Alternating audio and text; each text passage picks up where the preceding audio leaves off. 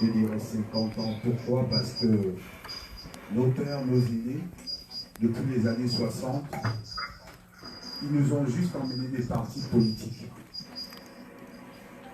Les partis politiques, c'est la division. Ils ne nous ont pas enseigné la communauté, qui est l'amour de notre pays, l'amour de nos frères, l'amour de nos sœurs. Et on s'est dit, il faut qu'on arrive à regrouper les Gabonais ici à New York pour que nous commençons ce changement de mentalité qui est d'abord le Gabon, d'abord la communauté. Le pays dans lequel on se trouve, c'est la première puissance du monde. Et vous savez ce qu'on enseigne ici aux Américains, c'est d'abord l'Amérique, l'Amérique, l'Amérique. Ils ne nous enseignent pas qu'il faut d'abord être à gauche ou à droite. C'est d'abord l'Amérique. Et c'est ce que nos parents ont oublié au Gabon. Ils nous ont enseigné les partis politiques depuis 1960 jusqu'à maintenant. Ils ne nous ont pas enseigné la communauté. C'est la raison pour laquelle nos dirigeants, après Omar Bongo, même avant Omar Bongo, sont rentrés au Gabon. On voit tous les résultats. C'est qu'ils ne pensent qu'à eux, ils ne pensent qu'à leur famille. Ils n'ont pas appris la communauté pendant qu'ils étaient en études dans les années 60 ou 70 en Europe ou en Amérique. C'était les partis politiques. Je pense que je dis la vérité. Donc du coup, on s'est dit, il faut qu'on enseigne la communauté. Il faut qu'on revienne sur la communauté, sur l'amour avec nos frères. Donc les partis politiques viennent après la communauté. Mais au Gabon, on nous a inculqué les partis politiques avant la communauté. C'est la raison pour laquelle notre pays se retrouve comme ça. Et nous, la diaspora, on se retrouve dernier des diasporas. Parce que les autres ont d'abord mis la communauté devant avant les partis politiques. Quand on travaille à l'extérieur pour sa communauté, et demain, quand on est appelé à travailler pour le pays, on ne peut que faire du bon travail. Parce que depuis l'extérieur, on a commencé à œuvrer pour son pays sans qu'il y ait quelque chose en échange. On dirait un poste politique ou un poste de responsabilité. Donc, on vous remercie énormément de votre présence et on remercie beaucoup nos frères qui nous suivent sur Skype. Parce qu'aujourd'hui, au Gabon, nous devons d'abord mettre la communauté devant les partis politiques derrière. C'est pour cela que nous vous avons appelé, pour que nous travaillions ensemble, comment nous pouvons mettre ensemble une communauté forte ici aux États-Unis. Et les partis politiques viendront après. Donc, je vous dis merci au nom de la communauté de New York, au nom de la petite équipe de New York qui avons lancé cette initiative pour que nous travaillions et que nous développons, qu'on voie comment nous pouvons faire pour le bien de notre communauté. Rehausser le vert jaune bleu. Parce qu'au niveau de la diaspora, le vert jaune bleu est au sol. On se retrouve avec des cas terribles, des décès. Il faut qu'on cotise pendant un mois pour envoyer nos corps au village. Alors que les autres pays n'attendent même pas 2 jours, 1 jour, le corps est parti, même s'il faut 10 000, 20 000 dollars, parce qu'ils ont déjà une organisation. Mais nous, on n'a pas d'organisation. On a nos sœurs ici qui accouchent. Il n'y a pas de soutien, parce qu'il y a un problème au niveau de la communauté. Donc la communauté doit passer avant les partis politiques. Je souhaiterais que demain, que ça se passe aussi en France, que ça se passe au Maroc, en Afrique du Sud, partout où il y a des Gabonais, nous devons d'abord mettre la communauté avant les partis politiques. On vous remercie beaucoup de votre présence et je pense, au nom de l'équipe de New York, que derrière, on sortira avec des bons résultats après cette rencontre. Je vous remercie, que Dieu bénisse la diaspora gabonaise.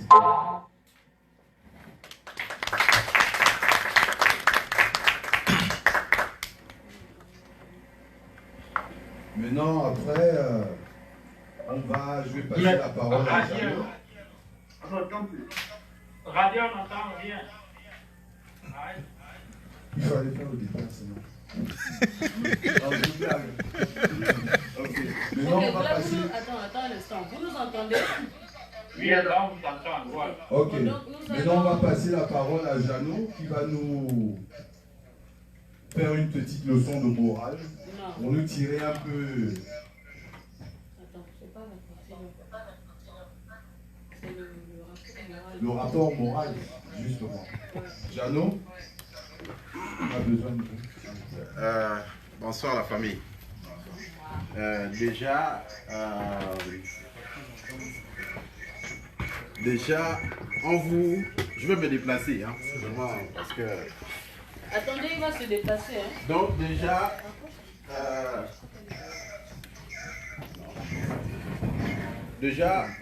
attendez, s'il vous plaît, est-ce que vous entendez Jeannot de là où vous êtes?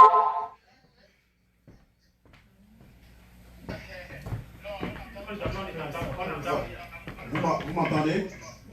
Oui, quand Jeannot ne t'entend pas. Ah ben tu m'entends puisque tu as répondu. Ah, c'est bon, c'est bon. Quand on ne t'entend pas.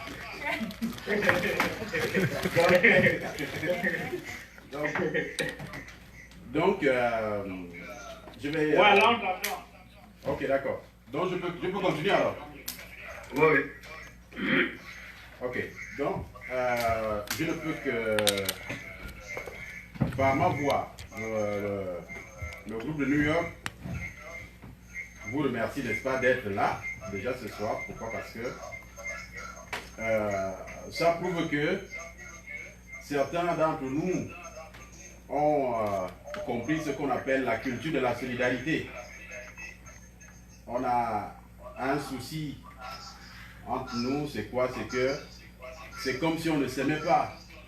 C'est comme si on ne se faisait pas confiance entre nous. Et pourtant que le Gabonais, c'est quelqu'un qui a un potentiel qui est unique en Afrique centrale. Je pèse bien mes mots. Et je vais dire qu'il ne faudrait pas qu'on donne raison à la médiocrité. Entre-temps, nous sommes un peu uniques. Bon, pour bien vous éclaircir pourquoi cette rencontre nous a éveillés, c'était pour un cas très précis. Parce que on a eu un jeune frère, nous avions perdu un jeune frère avec qui nous étions ensemble. Et beaucoup de choses nous ont révoltés. Pourquoi? Parce qu'il a fallu qu'on court pour faire partie le corps de ces jeunes gars au Gabon. Heureusement, parce que je ne vais pas dire autre chose, heureusement qu'il y avait eu les forces sous-marines qui ont pu faire à ce que le corps de ces jeunes gars puisse être rapatrié au Gabon. Alors, est-ce que ça sera toujours comme ça? Est-ce que ça sera toujours comme ça que si un compatriote a eu un problème, il faut toujours aller courir? Pourquoi on veut toujours faire à ce que... Pourquoi on veut toujours se réveiller à la dernière minute? Bon, il est bien vrai, c'est que les grandes et les bonnes décisions se prennent toujours quand il y a eu un choc. Parce que c'est ça qui fait le plus peur. Alors, si nous sommes là, c'est pour que nous essayons de former ce noyau qu'on appelle la solidarité. Parce qu'une fois nous sommes solidaires, c'est comme si c'était une seule personne, n'est-ce pas, qui avait cette force de réaliser, de composer, d'unir. Parce que moi je parle ce que moi je ressens, moi je parle avec le cœur. À partir de cet instant, je dis bien à partir de cet instant, je connais toutes les figures qui sont dans la salle. Sachez que si quelque chose de bien ou de mauvais arrive à quelqu'un qui est ici, je mettrai toute mon énergie pour faire quelque chose. Et quand je vous parle, j'ai un blancheur de fou quand je vous parle. Je mettrai toute mon énergie, de faire de toute mon énergie et tout pour participer à fond. Et je fléchis mes genoux pour que nous tous qui sommes ici, nous ayons, n'est-ce pas, la même pensée. Nous devons avoir la même pensée. On doit réfléchir de la même façon. Si nous sommes unis, on peut réaliser plein de choses. On ne peut pas revenir dans une salle comme ça, en train de faire... on peut avoir notre salle à nous, et qui peut nous faire créer beaucoup d'argent. C'est ce que je vois beaucoup faire ici. On peut, ce n'est pas de la magie, il suffit seulement de décider. Il suffit, n'est-ce pas, que nous soyons unis. Personne ne le fera à notre place. L'avenir est comme ça, dans nos mains, mais on est incapable, n'est-ce pas, de faire quelque chose. Il faut qu'on se réveille. Nous sommes venus aux États-Unis ici. Qu'est-ce qu'on va laisser ici? On n'a aucune histoire ici. On n'a aucune histoire ici. Moi, je suis en train de tourner les films. Mais ce n'est pas Jean-Pierre Marc qui tourne les films, c'est un Gabonais qui tourne les films. Donc, il faudrait qu'on se réveille. Soyons unis. Ça ne coûte rien du tout. Ça ne coûte rien du tout. Ça ne coûte rien du tout. Il faut à tout prix, n'est-ce pas, que toute personne qui va sortir de cette salle aujourd'hui sache que j'ai une famille. Je dois faire quelque chose pour cette famille-là. Et sachez que dès qu'on dit que tel a un mariage, tel a eu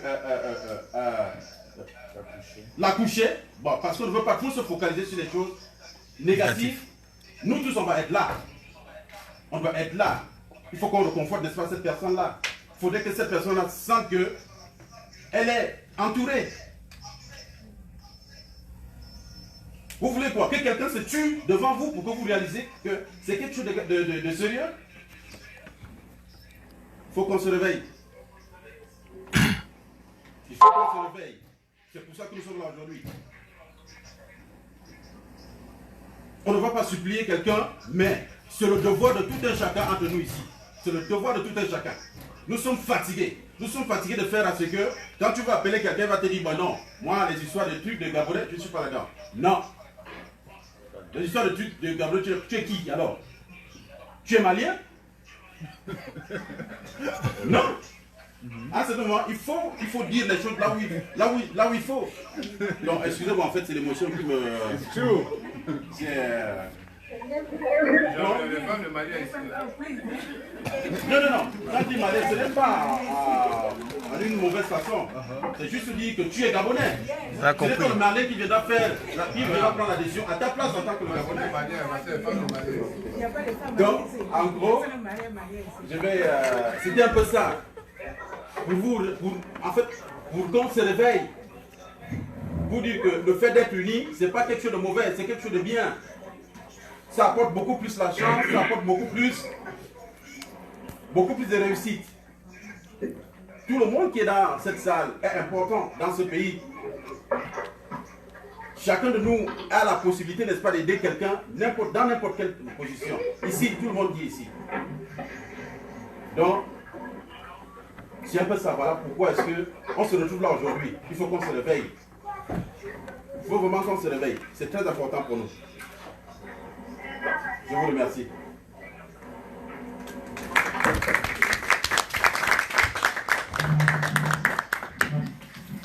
Bien dit. Ok. Donc nous allons introduire Mrs. Diana. She's a lawyer, an immigration lawyer. C'est une avocate de l'immigration. Diana, can you hear us? Yes, can you hear me?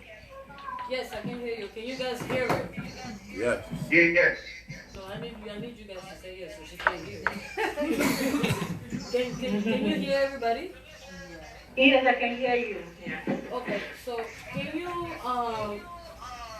make like a little presentation about like immigration here, like USCIS, like the forms? How can we actually get like our green cards, like to be legal in the country, like this kind of information? If you can first present yourself to the assembly, that would be great. Okay, good evening. My name is Diana Idiaye I'm a lawyer in South Carolina. So I'll do this. I work with she was assisting me with the case. And my area of practice is mainly in immigration, is mainly asylum. So I'm going to cover that just for disclaimer purposes as a lawyer. We are required to tell the audience that I'm not here to represent anybody. I'm not anybody's lawyer. I'm just presenting an overall law about asylum and immigration. And I'm not able to answer any specific question about your case. If anybody has a specific question, that person has to consult a lawyer, but each case is different, and I really cannot make a judgment based on what someone asked me. So and also I'll take some questions. Okay. Is there any question, please, before I start? No, just 1 second. Est-ce que tout le monde a compris ce qu'elle a dit? Sure. Tout le monde comprend? Yes. Marie? Un peu? Bon. En fait, elle dit qu'elle est avocate de l'immigration, mais qu'elle est spécialisée dans les demandes d'asile et qu'elle va essayer de nous faire une présentation sur les différentes lois de l'immigration. Et bon, là, elle demandait s'il y avait des questions par rapport à ça, sinon elle va commencer. Il y a des questions? Okay, Diana? Yes, I was just translating what you were saying. You can go ahead. All right. So I'm going to start with my area of practice currently, which is asylum. So in the United States, an individual is eligible for asylum if he meets the definition of a refugee. And a refugee is any person who is outside any country of such a person's nationality, willing to avail himself or herself of the protection of that country because of persecution or well-founded fear of persecution on account of race, religion, nationality, membership in a particular social group, or a political opinion.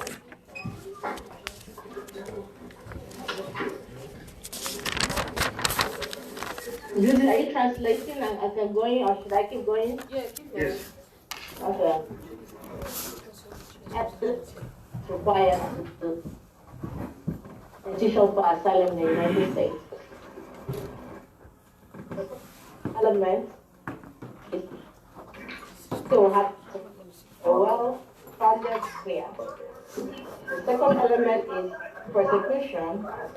The third element is the persecution was perpetrated by the government or an entity the government cannot or will not control.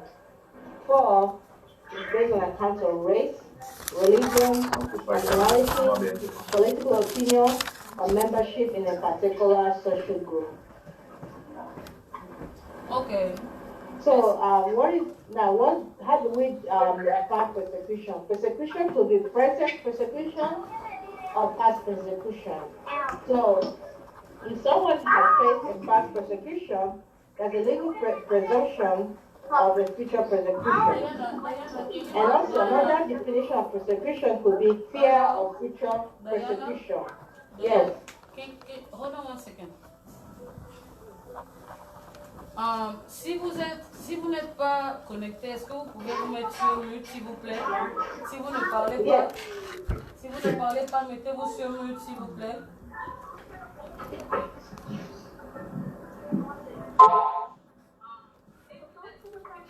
Si vous n'êtes pas en train de parler, est-ce que vous pouvez vous mettre sur mute, s'il vous plaît?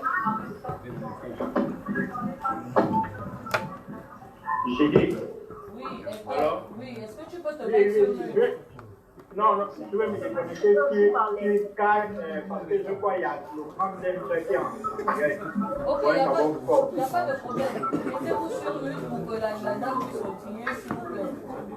Ok. Merci. On entend les cris des enfants, c'est pas bon. Oui, En fait, mettez-vous sur mute, il y a beaucoup de bruit de votre côté. Hein. Ceux qui sont sur... Merci.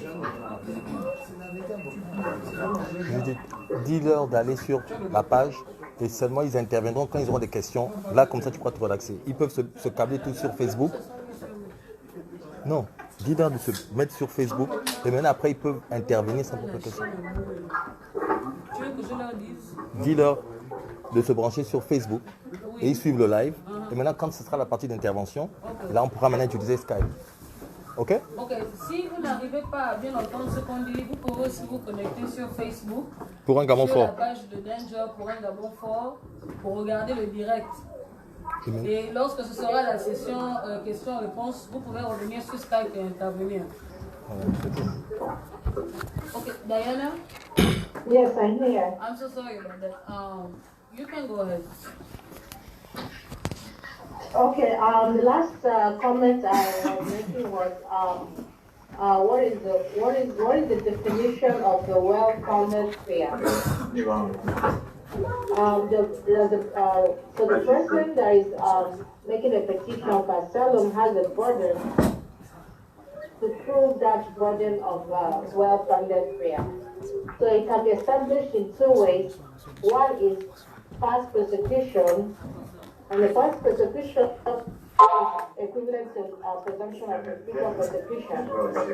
And then the second definition of a well-founded fear is fear of future persecution. Now, the persecution must be an objective and subjective component. So subjective component means that in your mind you are afraid of being persecuted and you meet all the elements of asylum. And then it has to be objective, meaning objective means a reasonable person would think you are also in fear of being persecuted.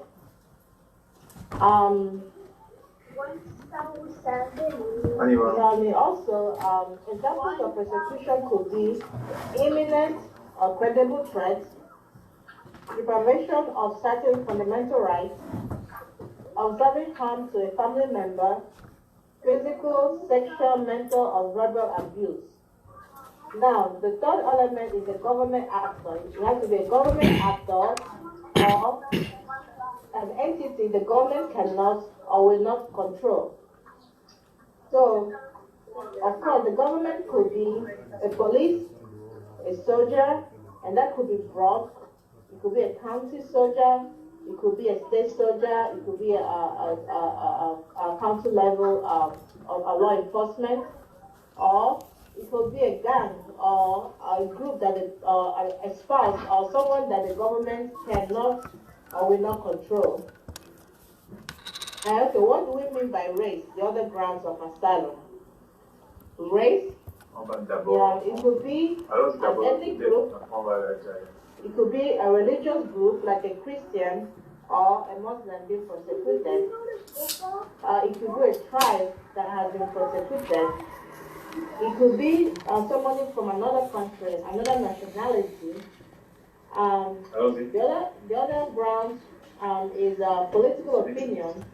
Political can be actual political opinion or imputed political opinion. And imputed political opinion could be, my dad made a comment about this political party, and the daughter could be also afraid of her life because whatever her dad said is considered imputed to the children and family.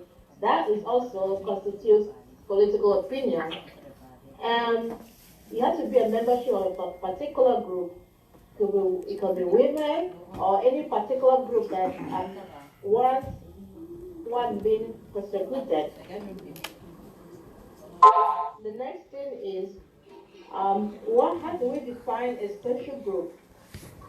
A social group could be women, it could be a particular orientation, it could be a particular people that believes in certain things. So it's very broad.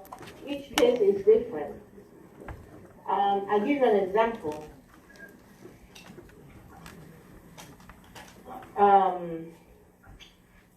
Somebody, this person called, and the names, of course, are not real names. Just want to use any particular name, just because we're not allowed to use case names. So I'm just going to make a name up. So Ramsey, who is 13 years old, and he was recruited to join a gang group. They threatened him that if you don't join the gang, that he was about to die. Ramsey's friend was murdered for refusing to join a gang. Ramsey ran away, and for almost 1 month, the gang continued to look for him and his family. He decided to leave and come to the U.S.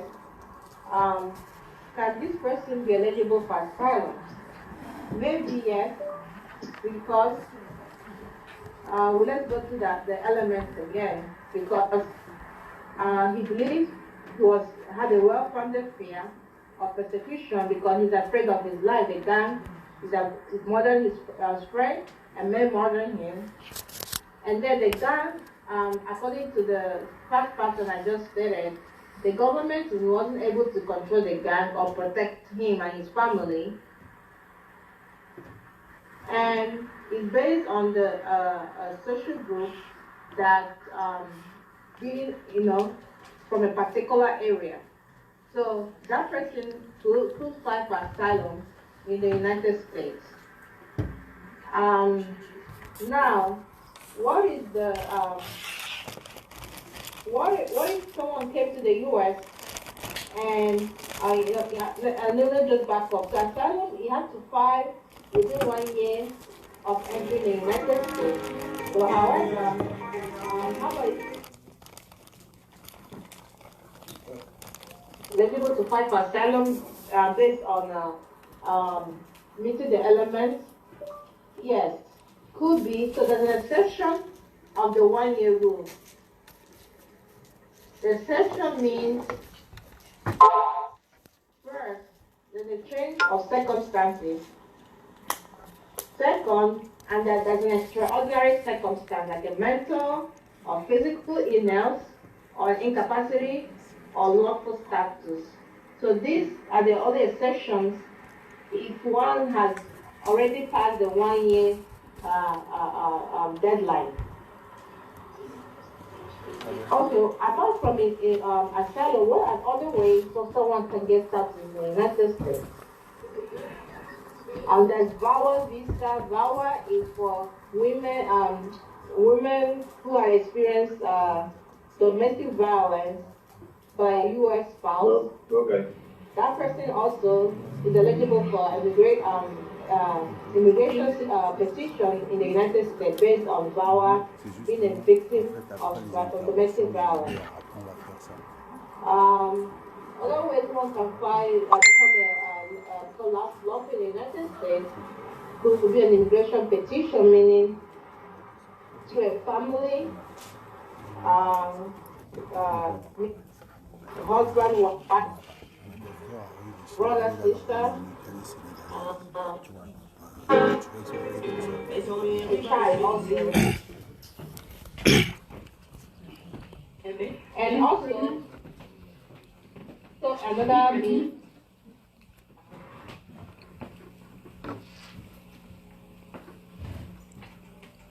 victim of a there's a U visa. These are all the crimes under the U visa. So that person also can be get lawful status in the United States.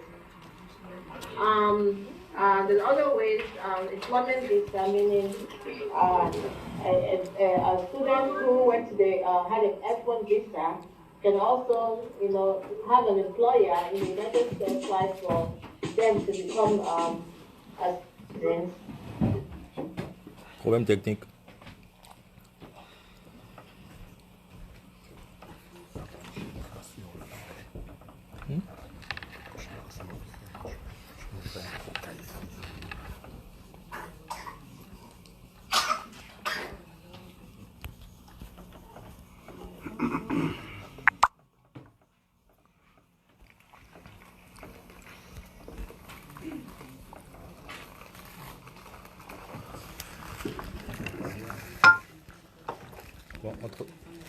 Allô?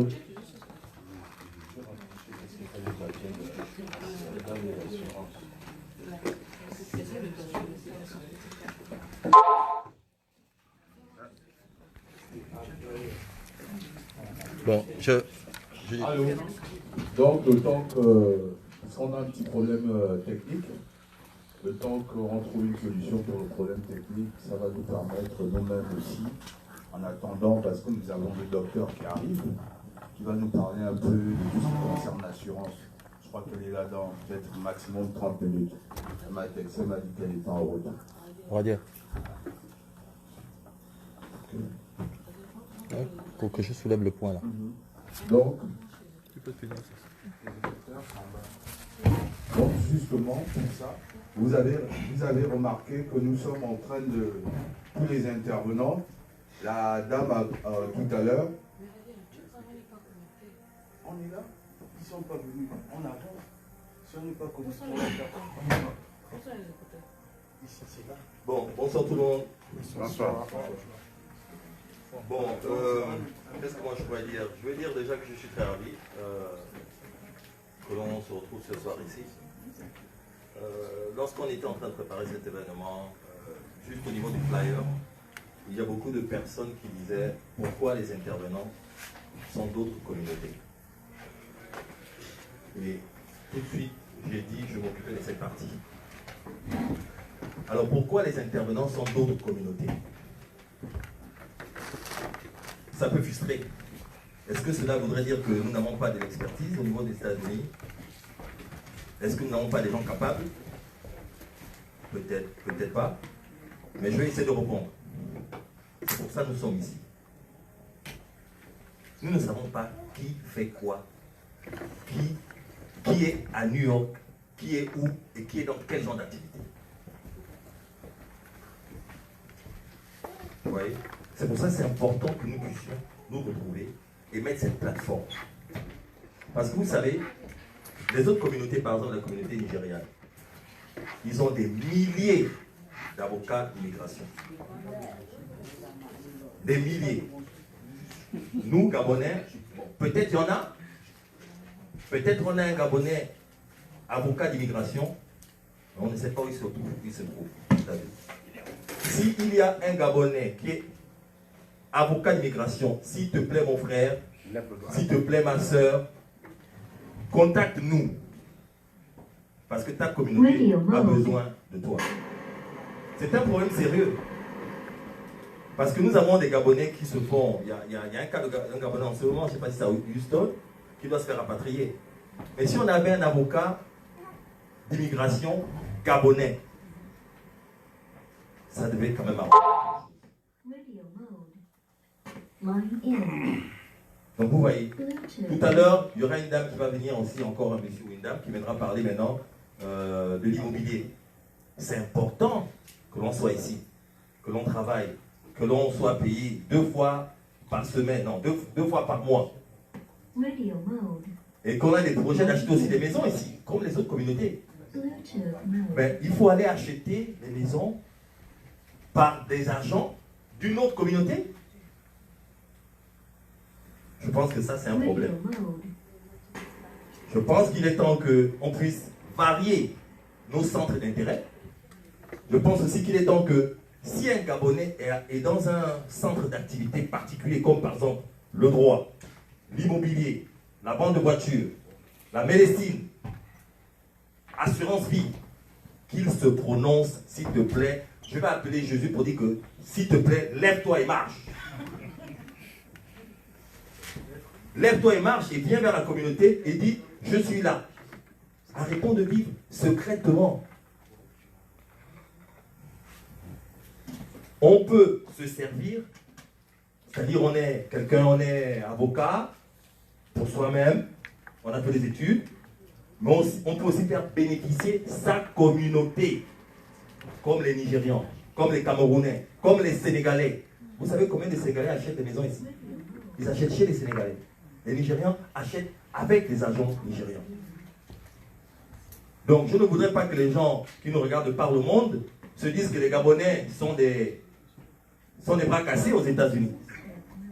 Et qu'on n'a pas d'avocat en droit, ou qu'on n'a pas d'agent immobilier. Mais on ne communique pas. On n'a pas de point de repère. On se cache. On a peur de l'autre. Donc je voulais vraiment essayer de toucher ce point-là. Je ne vais pas prendre longtemps la parole. Deuxième point que je voudrais aussi parler, c'est... Moi, j'aime pas trop les longueurs. Hein. On va faire on va avoir toutes ces personnes qui vont venir parler, qui vont nous enseigner sur certaines informations. Mais ce que nous devons retenir ce soir ici, comme Jeannot a dit, c'est que nous qui sommes ici ce soir, il ne faut pas qu'après cette réunion, que chacun parte et que ne soit plus en contact avec la plateforme. On ne doit pas seulement être en contact quand on a perdu quelqu'un.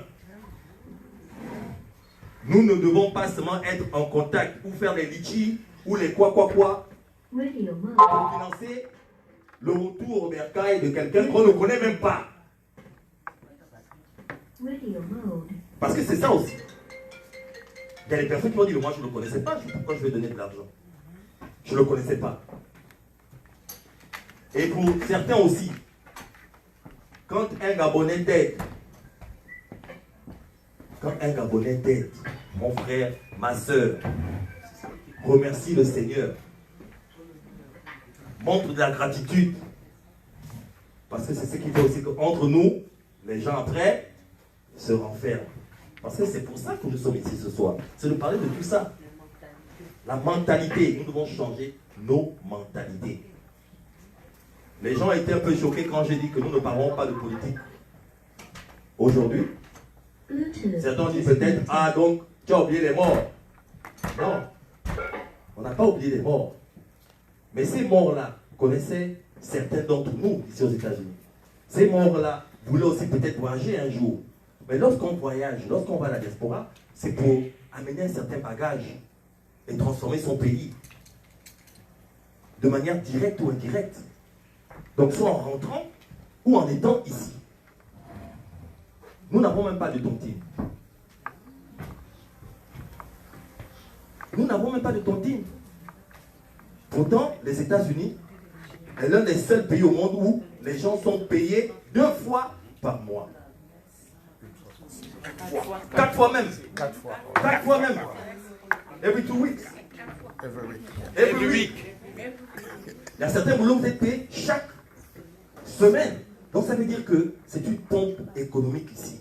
Alors pourquoi ne pouvons pas nous oser aussi comme les Éthiopiens? C'est eux qui gèrent tous les parcs automobiles dans les États-Unis. Pourtant, beaucoup d'entre eux sont analphabètes. Je pense quand même que les Gabonais, nous sommes l'un des pays en Afrique les plus alphabétisés. Le taux d'alphabétisation au Gabon est quand même élevé. Mais un peuple alphabétisé, mais qui peut apprendre les bons chez celui qui est analphabète. Ça veut dire qu'il y a un problème. Non, ça veut dire qu'il y a un problème. Tu es alphabétisé, mais c'est toi, avec tous tes diplômes, qui vas prendre des crédits. Je ne veux pas que les gens prennent ça de manière péjorative, mais chez l'autre qui n'est pas alphabétisé. Changeons de mentalité, mes frères. Soyons plus agressifs. Utilisons le pouvoir de notre imagination. Utilisons le pouvoir de la mentalité américaine. Il y a des gens qui font des cascades. La majorité d'entre nous sont venus ici, d'abord pour les études. Donc, nous sommes venus d'abord de manière légale. Mais il y a des communautés qui passent d'abord par le Tchad. Ils passent après par le Sénégal. Ils descendent au Gabon. Le Gabon, il passe au Maroc. Au Maroc, il arrive aux States. Même par le Mexique. Même par le Mexique. Les Africains qui rentrent par le Mexique. Et après, ils changent les choses. Et lorsqu'il voit un frère de sa communauté, il est content. Il est content. Changeons nos mentalités. Changeons aussi nos rhétoriques verbales. C'est-à-dire, non, là où il y a les Gabonais, je ne vais pas aller. Moi, je suis très content aujourd'hui. J'ai rencontré des visages aujourd'hui que je voyais sur le net. J'ai rencontré des visages, des gens que j'entendais seulement parler. Ils ont pris le courage, ils ont dit non, je brise cette barrière, je viens. Donc ce premier pas que nous avons fait nous tous aujourd'hui, pour revenir encore, pour se rencontrer, on doit le continuer. Les Camerounais ne sont pas meilleurs que nous. Les Nigérians ne sont pas meilleurs que nous. Les Sénégalais ont 2 pieds, 1 tête, 2 bras comme nous, toutes ces autres communautés-là.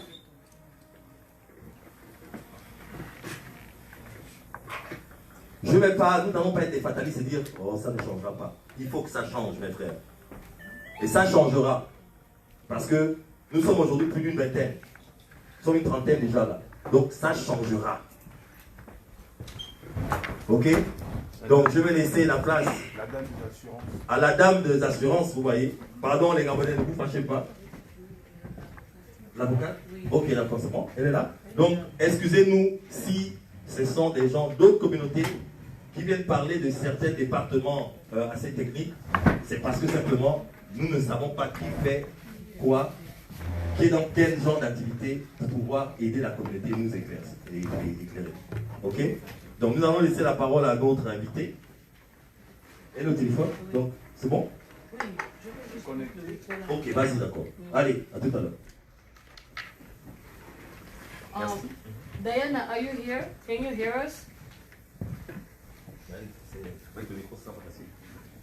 Is Diana here?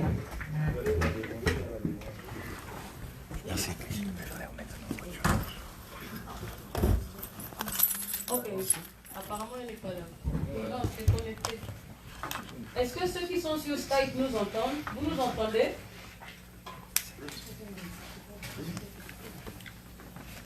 Allô?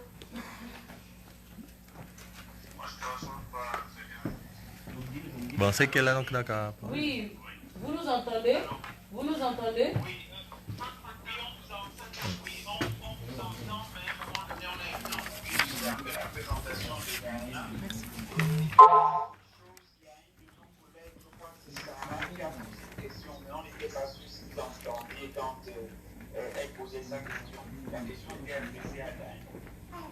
Ah ok, je suis en train d'essayer de voir si vous connectez. Diana, can you hear us? Voilà, donc là c'est une fiche Okay, on dirait qu'elle a été connectée. on essaie Je vais de d'abord donner la parole à partager l'information à nos frères et sœurs, comment par exemple avoir les food stamps, si tu es un Gabonais qui n'a pas de boulot, comment pouvoir utiliser le système américain pour avoir de la nourriture gratuite et tout ça. Voilà. Et où récupérer ces food stamps et tout ça. Merci de m'avoir reçu, de m'avoir donné un temps pour vous parler de l'assurance médicale ici aux États-Unis. Moi, je travaille pour United Healthcare. On fait partie de ce qu'on appelle Obamacare communément. Et il y a beaucoup de plans qui travaillent pour ça. Adrien m'a demandé de passer ici pour vous dire que tout le monde a droit à l'assurance, à New York surtout. Et aussi, même si vous n'avez pas d'assurance médicale, vous pouvez vous soigner à New York gratuitement. C'est l'État de New York qui donne ça. Et c'est pour ça que j'ai fait des flyers d'une lettre du maire de New York qui rassurait les immigrés par rapport à cela. Les hôpitaux publics offrent beaucoup de services ici. Et c'est surtout dans la ville.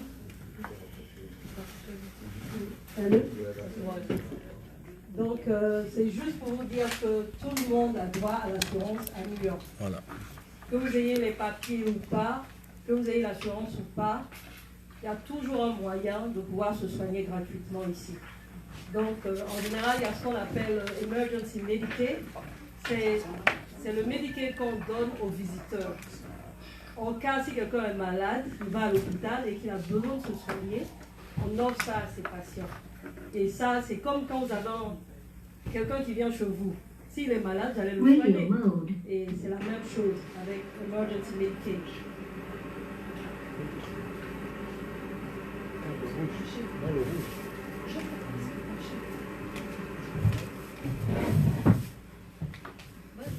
Ok, donc je suis là, moi je travaille pour United Healthcare et je travaille avec différentes agences d'immigration aussi.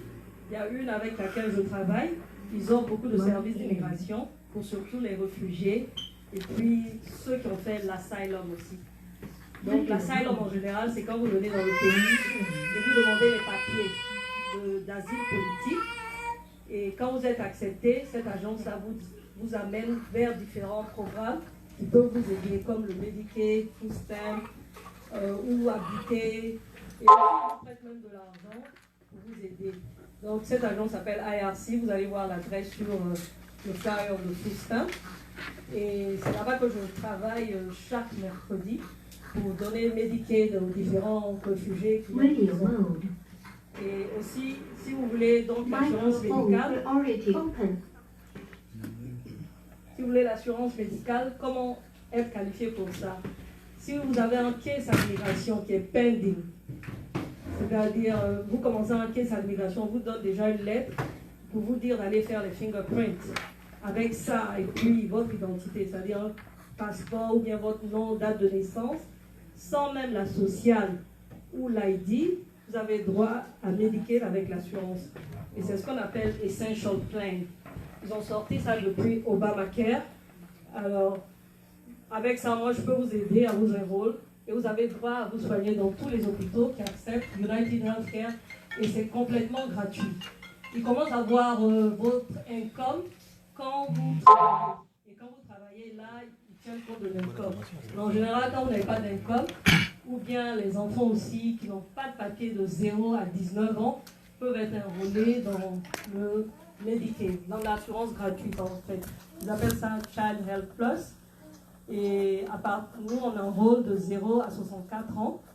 Si vous avez les papiers, c'est-à-dire Work Permit, ou bien un notice de l'immigration qui dit que vous êtes légal, vous êtes plus ou moins légal, vous cherchez vos papiers, vous pouvez appliquer.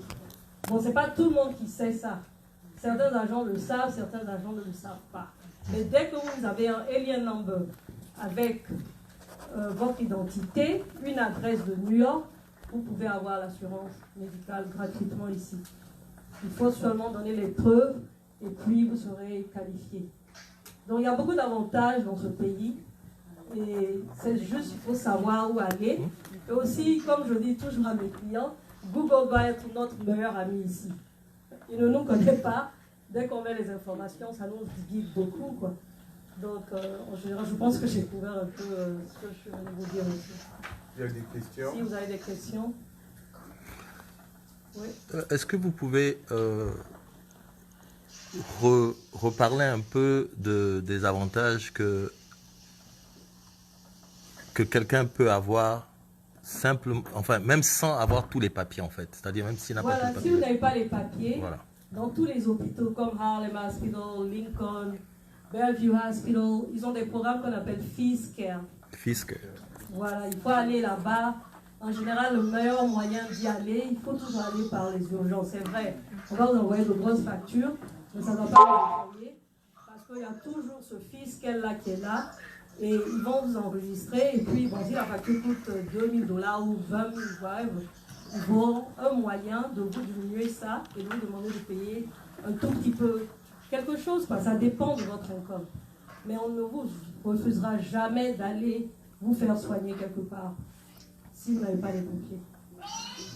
Donc quand vous allez dans les hôpitaux et même dans les cliniques publiques de certains quartiers, vous trouvez ce programme qui s'appelle Fees Care. Est-ce que... Oui, je voulais vous poser une question, parce que quand vous parlez de Obamacare, il faut expliquer réellement. Moi, j'avais Obamacare, mon salaire était bas. Dès que mon salaire est monté, ils m'ont suspendu Obamacare. Ils m'ont appelé pour me faire savoir que je ne suis plus qualifié pour Obamacare. Oui, Obamacare, c'est basé sur le salaire comme Medicaid. Ouais. Ils ont un programme, c'est-à-dire l'income, oui, l'income. Ouais.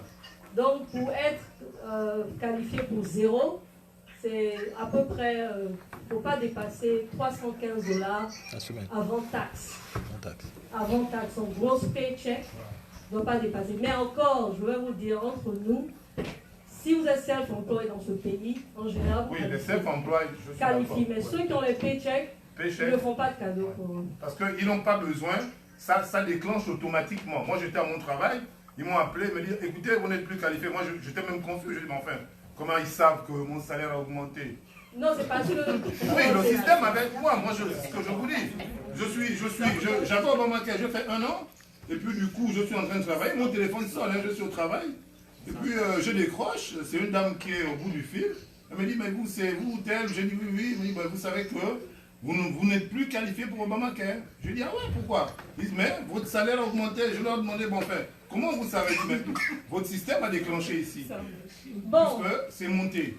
En général, ils ne peuvent pas avoir accès à votre dossier si ce n'est pas la personne qui a un rôle qui a ça. Oui, mais puisque tu es enrôlé avec les informations, vous avez l'associé à vous déposer toutes les informations. Mais en général, ils ne doivent pas vous appeler parce que c'est confidentiel.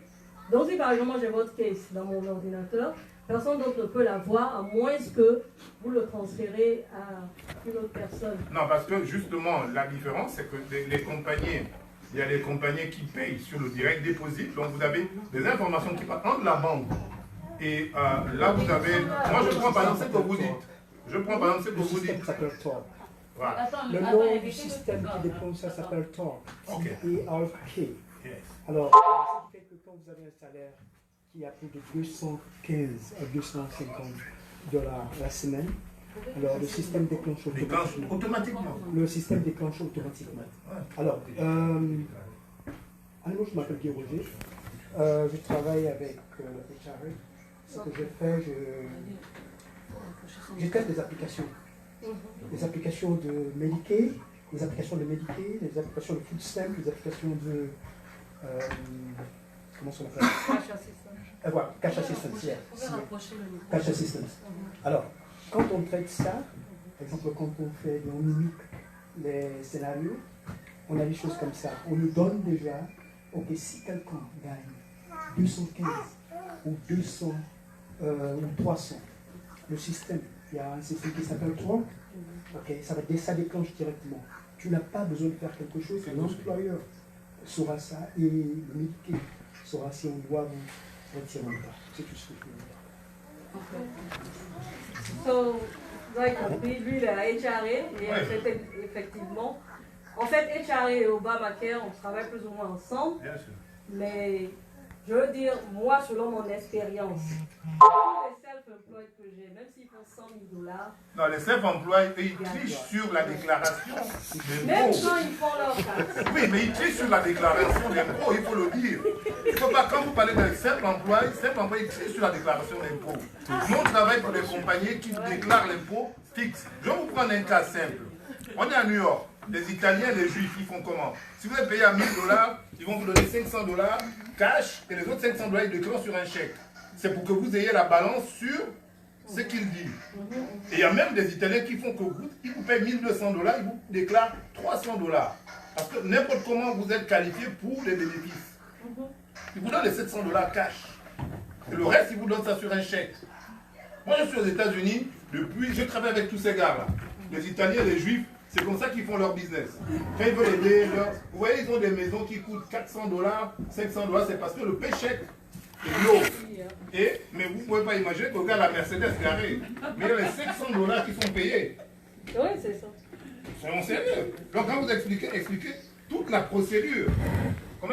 Sur ce que vous dites sur les trucs des hôpitaux, moi, dans mon salaire, je ne suis pas qualifié pour aller dans un hôpital public. Mais je suis soigné dans un hôpital public parce que j'ai dû tricher. C'est un gars qui m'a dit de faire une lettre de 250 $.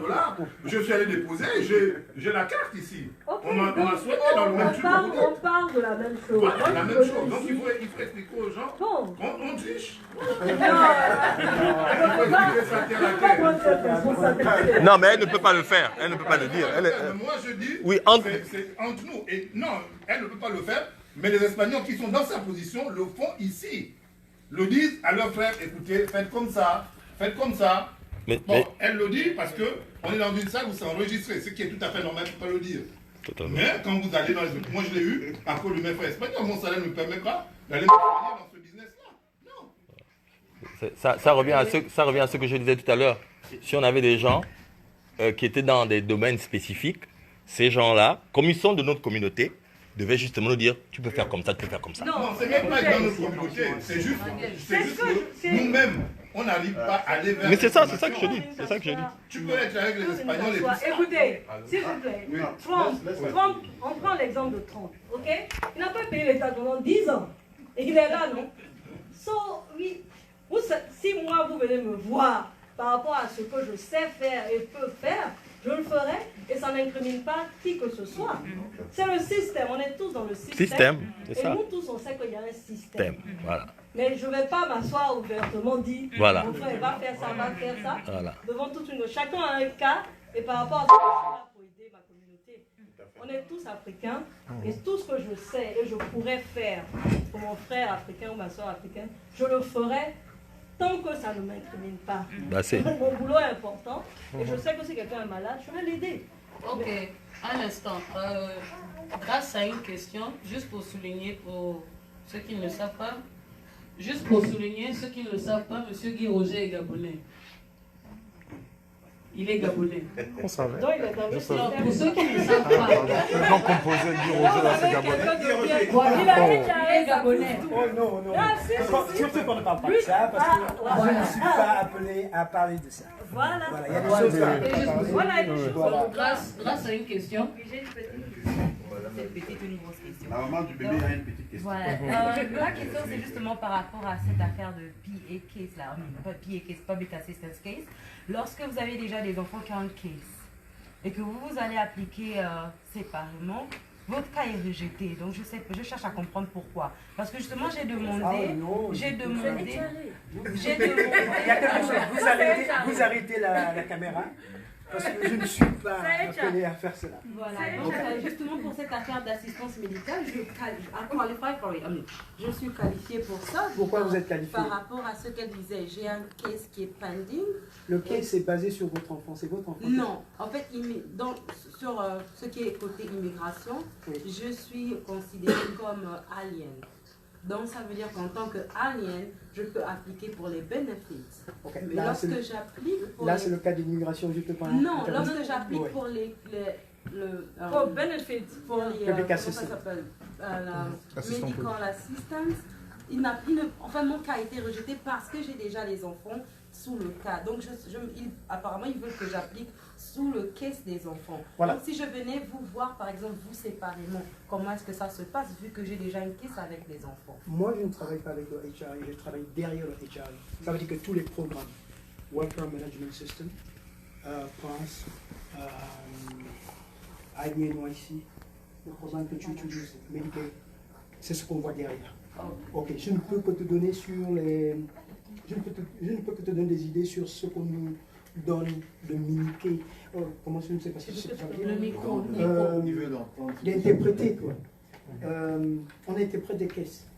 Exemple, toi, tu n'es pas citoyen, tu n'as pas de papier. Oui, on n'a pas le droit de refuser quelque chose. Mais par contre, tu lui seras payé de tes enfants. Ça veut dire qu'on ne peut pas donner l'argent directement à tes enfants, mais tu es la responsable de ces enfants qui sont américains, jusqu'à ce que tu obtiennes tes papiers. Bon, ça c'est ce qu'on me dit. Je ne sais pas, bon, on me dit, bon voilà, test le case, voilà, c'est comme ça. Et il décrit un scénario là où il y a un immigrant qui est rejeté, mais qui a des enfants. Voilà, qu'est-ce que tu penses? Il y a le F92 qui dit qu'on ne peut rien te donner, mais par contre tu seras peut-être payé. Bon, alors je mimique ce case, ça passe, on dit, bon, on peut l'envoyer dehors. Ok, c'est dans ce cas. Donc je te parle ici comme quelqu'un qui est derrière, qui s'en... Je ne sais pas. Voilà. Mais maintenant, lorsque l'immigration dit, madame, par rapport à votre cas, ça c'est l'immigration. Vous pouvez recevoir les bénéfices.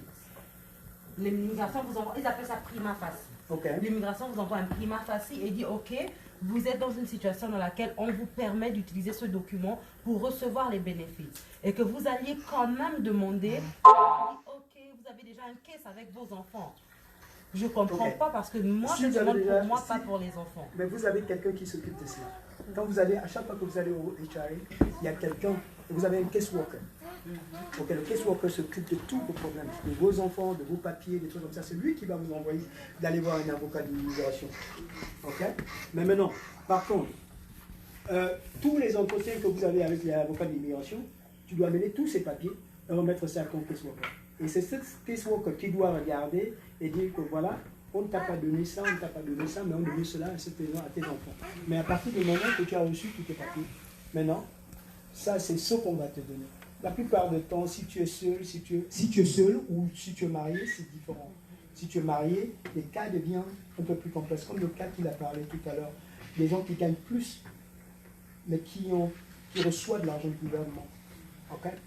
C'est des cas qui sont là, on les voit tous les jours. Okay? Encore une fois, je ne peux pas en parler beaucoup, ça c'est pas bon pour moi. C'est ça. Parce que, donc, alors, il y a des gens, qu'est-ce qu'ils font? J'ai travaillé avec le Québec, j'ai travaillé un peu partout. Voilà. Il y a des gens, qu'est-ce qu'ils font? Le mari travaille, il a un gros salaire. La femme ne travaille pas, elle est à la maison. Bon. D'où cet homme, ce type-là qui est son mari, il vit où?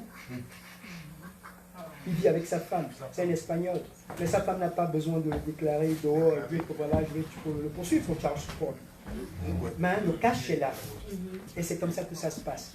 Okay? Ça veut dire qu'il collecte le cash, le mari qui travaille dans les rues, qui ne déclare pas son salaire, mais il profite du salaire de sa femme. En fin d'année, qu'est-ce qui se passe? Par contre, elle peut même trouver un petit boulot de babysitter, et à la fin de l'année, elle fait des taxes, elle a 12 000, 15 000. Okay? Mais le gouvernement, on sait ça. Ben, ils ne sont pas prêts à poursuivre des gens pour ça. Donc c'est à peu près le cas qu'il apparaît là où les gens se font beaucoup d'argent en des okay? Sinon c'est ça.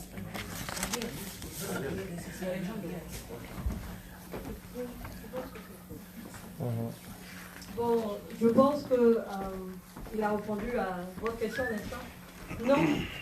Moi, je vous dirais aussi, vous pouvez aller voir comme les agences. Si je devais venir vous voir. Il n'y a pas de problème, j'ai ma carte de visite. IRC, il y a Catholic Charity, il y a tous ces gens-là, ils peuvent vous donner des caseworkers qui peuvent vous aider légalement et qui connaissent tous ces trucs. Ils ont même des agents qui vont vous accompagner. Vous venez d'avoir vos papiers, c'est ça? Oui, ils ont de bons caseworkers qui peuvent vous prendre et vous guider. Il faut aller les voir, peut-être que votre case est un peu vous voir, est-ce que vous seriez capable de traiter mon cas, étant donné qu'il y a déjà le case des enfants qui est là? Moi, tout ce que je peux faire, c'est Medicaid. Oui, justement, c'est pour Medicaid. Est-ce que Medicaid est considéré comme public assistance? Non, public assistance, c'est surtout welfare. Quand vous gagnez du cash et tout. Medicaid, ça englobe en fait Medicaid, cash assistance et puis food stamp, les trois. Moi, tout ce que je fais, c'est l'assurance médicale, c'est Medicaid. Voilà. C'est pour ça que j'ai appliqué et je ne comprends pas pourquoi. Qu'est-ce qui s'est passé? Ils ont juste dit que j'ai déjà une caisse avec les enfants et que non, je ne peux pas... Vous avez tous l'assurance médicale ou pas? Eux, ils ont, mais moi non. Tu as les papiers? Oui. Non, tu dois avoir l'assurance médicale. Non, ok, ça c'est pas un problème. Est-ce qu'il y a d'autres questions? Je pense que Grâce, tu pourras discuter avec elle après. En off. En off. Est-ce qu'il y a d'autres questions par rapport à ce qui a été dit? Non? Oui. Merci beaucoup. J'ai mes cartes de visite avec Adrienne. Et si vous avez des questions, je suis vraiment à votre disposition. Et anything good, I'm gonna share. Believe me. Merci beaucoup. Merci.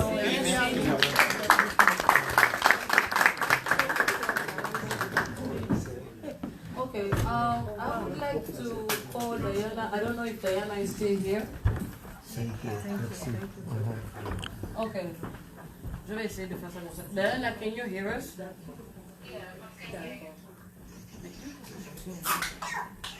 Okay, I don't know if you guys can hear what she said, but I'm going to try to translate some part of what she said before. Lorsque l'avocate est intervenue, elle a parlé des demandes d'asile. Il y a une partie qu'elle a soulignée qui est très importante, que j'aimerais souligner auprès de tous. Il est commun que la demande d'asile se fait 1 an. Tu as 1 an après ton arrivée sur le sol américain pour faire ta demande d'asile.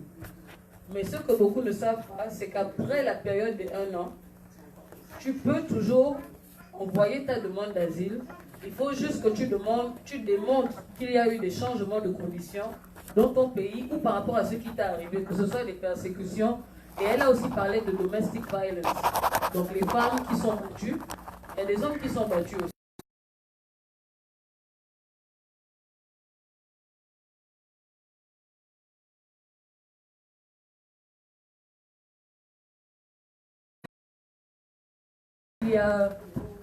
Il y a différents volets, il n'y a pas que la politique.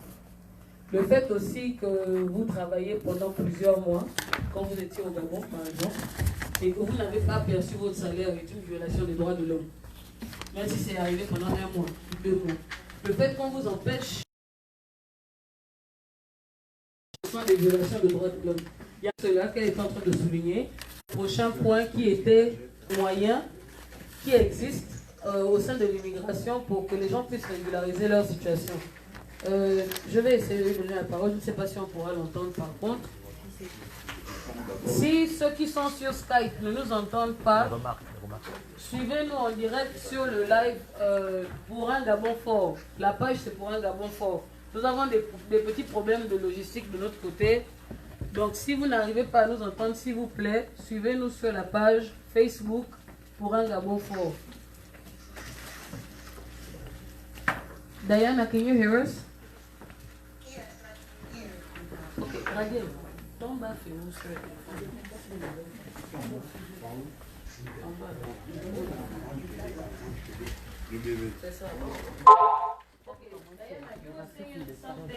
Ça va, mon frère. Ça va, on est à la fin. Ok. Attends, te voir, là. Ouais. On dit quoi?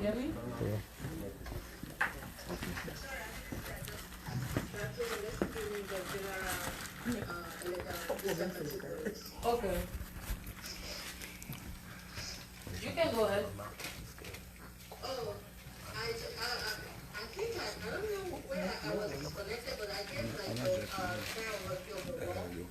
and different ways one can get law for certain United States. So one of the questions, so let's go ahead and ask a follow-up on the law that I just provided.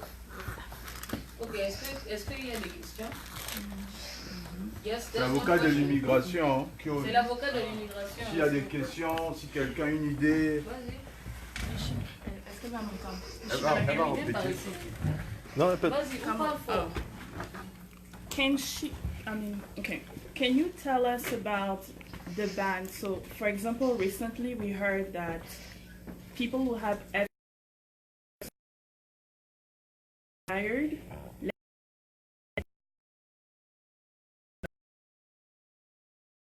they get married and then they're in the process of actually trying to get their green card or something like that.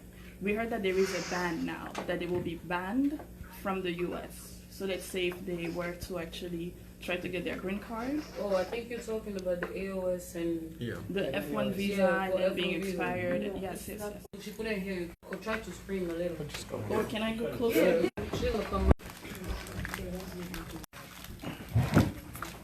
Can you hear me? Okay, hi, good evening.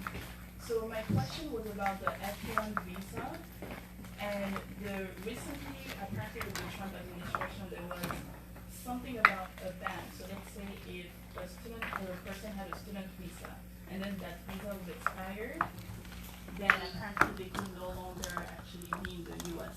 Donc là, c'est une consultation pour les étudiants qui avaient le visa F1 et qui est expiré. On va nous parler de ça. I'm not like so the student visa area is not like mine. Like I don't practice much there, so I wouldn't want to comment on that. Like my main practice for student. is like family immigration and Family. domestic violence and so forth. But I don't usually practice the student visa. Like I'm not up to date in that area a lot. I mainly do asylum and family visa. It's not my visa. Thank you. Can I answer her question? Okay. So Okay, I go know ahead. what you're talking Yes. about. Il y a quelqu'un d'autre sur Skype qui avait une question avant, désolé. Vous pouvez poser la question, on vous entend.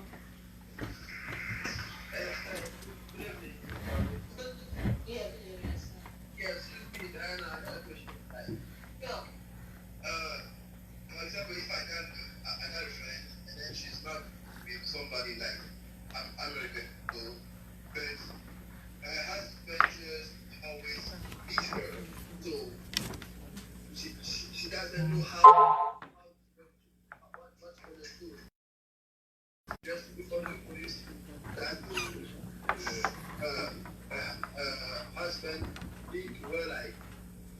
it protects her. It's a civil I just want to make sure that family. because they say you have a friend who does not have immigration status, you said? Yes, and she's married to a Domestic. Yes. And she's facing domestic violence by her spouse? Yes. And she contacted law enforcement? And so you're asking if she's eligible for a visa in the U.S.? Yes. She already filed for a visa. I'm sorry, she already filed for a visa in the U.S.? Okay, So what is the question? So, if you feel like Demande-lui ça en français. she's got a bad situation with her husband, so can she call the police? That is a sensitive question. I always Il demande en fait si Véronique peut l'expulsion en fait. Je crois que c'est ce qu'il veut savoir.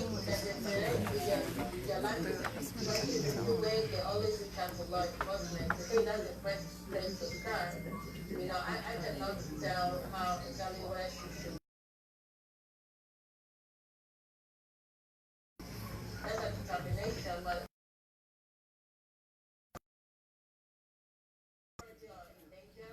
I always encourage them to call law enforcement, but I don't force them to do that. So it's up to her. If she goes through law enforcement, then she might be able to get the law enforcement might be able to make legal aid lawyers that are for free, and there's a lot of grants for lawyers all over the United States case and see whether they can apply for this visa or flower or other things that may be eligible for.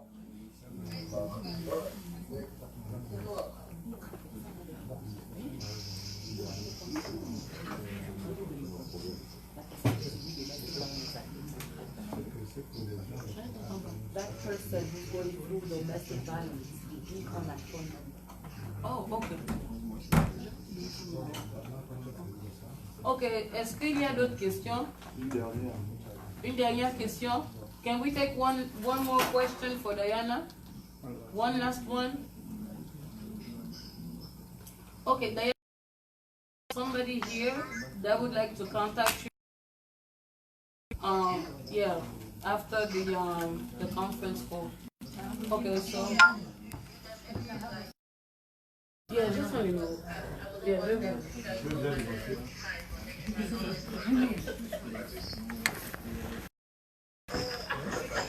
yes. Okay. Oui, Sarah, on t'entend. J'ai une question pour la famille, ou bien, par exemple, la mère, juste pour venir l'immigration. Là, nous avons des intervenants. Il y a 12 Gabonais en ligne sur Skype. Donc, là, nous avons des intervenants.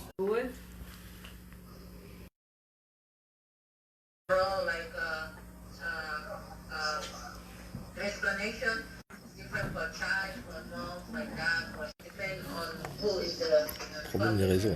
Ok, Sarah, tu as entendu ce qu'elle a dit? Sarah? Oui, j'ai entendu, merci. Thank you. I would like to thank you for coming and assisting us and answering our question. And guys, if you can say goodbye to Diana. Thank you, Diana. Thank you. Bye-bye. Banga. Bye, Diana. Ok, donc nous allons passer au prochain point. Bonsoir. Bonsoir.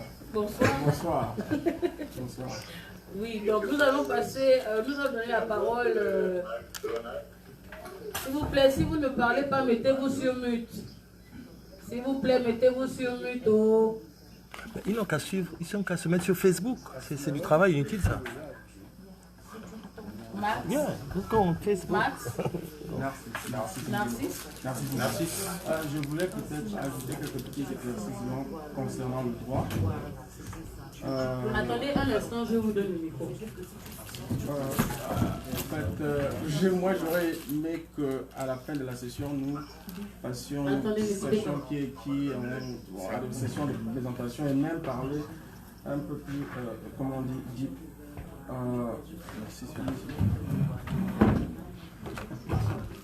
Voilà, commençons les vraies choses là. Commençons.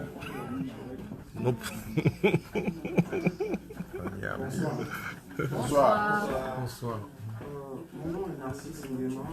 Je travaille avec des avocats formés à Paris, Nice et aux États-Unis. Je suis encore en plein dans la forme de création de mon cabinet. S'il vous plaît. Qui sera une global company. Donc c'est pour cela que j'ai trouvé utile peut-être de venir ici. Très bien. Déjà, c'est bien que vous ayez invité des avocats, que vous ayez invité des assureurs, parce que ces domaines sont interconnectés et que l'éclaircissement que j'avais à faire, elle est du North Carolina. South Carolina. Elle est du South Carolina. Bon, le premier point, c'est que c'est bien, elles sont courageuses et de bonne fide, de bonne foi. De nous donner cette overview, oversee cette site, donc cette vue globale, sur les cas d'immigration. Mais j'ai à dire que déjà sur le point, nous avon 5 boroughs. Et dans les boroughs, il y a les counties. C'est-à-dire qu'un avocat qui intervient dans un county n'est pas en fait, il peut vous défendre pour un autre county, mais c'est le court. S'il connaît le système et la procédure, ce court-là, là il peut intervenir. Mais comme tout se suit à un cursus général qui est même international, parce que les principes de droit sont les mêmes, quand vous avez arrivé ici, vous n'avez qu'à ce que je vais faire, je vais publier un dictionnaire d'anglais juridique qui va concerner l'environnement, le droit des affaires, le droit de la propriété, le droit réel, le corporate, droit de coopération internationale et le droit politique. Bon, tout ça sont des outils. Donc quand vous comprenez le système, vous comprenez que chaque county est spécifique et a ses propres procédures, son propre high court, son propre système commercial, son propre système civil et son propre système familial. C'est un avocat d'affaires. Ok. Donc ça c'est concernant le droit, mais pour aller, je viens peut-être remercier l'occasion et dire que c'est une très très bonne initiative que les frères avaient trouvée. Je connais des frères ici, j'ai déjà connu plusieurs fois, rencontré plusieurs fois le frère Geoffrey, même à Paris. Quand j'étais encore en pleine recherche à Dakar ici, ça a été plus ou moins une phase de recommencement. Ça fait quelques années que je suis revenu, parce que j'étais déjà ici pour ce qu'on appelle l'anglais des affaires, l'anglais juridique. Et puis par la suite entrer dans le système. Mais il y a une phase d'enroutine qui est vraiment très fatigante, de transfert des transcripts. C'est-à-dire que c'est une phase où vous avez plus personnellement envie de dire, bon écoutez, j'ai fait 8 ans, 10 ans déjà dans le système, est-ce que je laisse? Parce que ça va coûter à peu près 14 mois pour faire de nous l'épreuve de vos diplômes. Pour ceux qui, je ne sais pas si beaucoup l'ont fait, l'épreuve de vos diplômes convertibles aux États-Unis. C'est-à-dire on dit, oui, vos diplômes sont égaux, mais en fait vous êtes dans un autre système. C'est un système financier, on veut que vous dépensiez votre argent dans leur pays. Et c'est un système capitaliste. Mais donc on s'y est plié. Et donc heureusement que tout ça est en train de s'éclaircir et que bientôt vous allez peut-être avoir quelqu'un dont le champ d'action ne va pas seulement se limiter à New York, ne va pas seulement se limiter aux États-Unis, mais qui, comme j'ai parcouru un peu les pays arabes, les pays francophones, les États-Unis, ça va aller plus loin. Mais le domaine qui me concerne le plus, si le cas d'immigration est déjà une partie, c'est surtout le corporate. Le corporate law, et au-delà de faire des institutions, au-delà de faire le droit politique, le corporate law est extrêmement important. Pourquoi? Parce que c'est lui qui fait de vous des hommes d'affaires. C'est lui qui fait de vous si vous le savez. J'ai coutume à dire, j'aime bien la formation d'ingénieur. Et d'ailleurs, quand j'ai fini, j'avais commencé dans les sciences, quand j'ai fini la formation de droit qui était très théoricien, je suis le seul spécialiste au monde du dominateur du droit européen, du droit français. Il a fait 50 ans de domination, je suis l'unique spécialiste au monde. Parce que c'est des détails que je n'aime pas à dire. Un Gabonais. Et après cela... Bravo, bravo, bravo, bravo. Après cela, je me suis posé la question, je suis un penseur, et j'aime bien cette pensée de Alex Kombe-Nyondo, qui dit qu'un pays avance à la qualité de la pensée de sa population. À la vitesse et la qualité de la pensée de sa population. À la vitesse et la qualité de sa population, c'est tellement vrai. Donc à Paris 5, à la Sorbonne, je me suis dit, Narcisse, tu as fini l'école jusqu'au bout. Où est la richesse derrière l'école? C'est toujours encore les parents, comme ils disaient, qui envoient de l'argent. C'est toujours, tu dois faire 2 ou 3 boulots, le mêler avec la recherche. Même quand tu fais l'argent, tu peux après 2 mois, 3 mois. Il y a quelque chose de grave. L'école est en train de, même si tu fais de toi un grand penseur, est en train de te tromper. Et c'est pour répondre aussi à la question que tu soulevais tout à l'heure, pourquoi est-ce que c'est quelqu'un qui attend le moment des diplômes qui en fait dépend de celui qui n'a pas eu les diplômes. C'est la réalité. Parce que, vous voyez, merci. Lorsque vous devenez, après le master, et que vous devenez un chercheur sérieux, tout votre argent va dans la recherche. Vous n'avez pas, je ne peux pas vous dire ma vie personnelle, mais elle a été à un moment donné un chemin très solitaire. Pourquoi? Parce que tout votre argent va vraiment dans la recherche. Tout à l'heure, je vais vous présenter un livre que je venais de publier, About Black Women Makamon Autonomy, Working Advice for Future Generations. C'est-à-dire sur les femmes noires, sur les femmes noires, ma grand-mère m'a dit, valeureux conseil pour les générations à venir. Quand vous allez dans des recherches sérieuses, on vous dit, vous êtes un master, un doctorat, si vous ne publiez pas des articles, votre doctorat n'est pas très valeureux. On ne m'a pas dit ça. On m'a dit tu étudies, tu gagnes, et puis tu as un diplôme, et puis tu trouves le travail.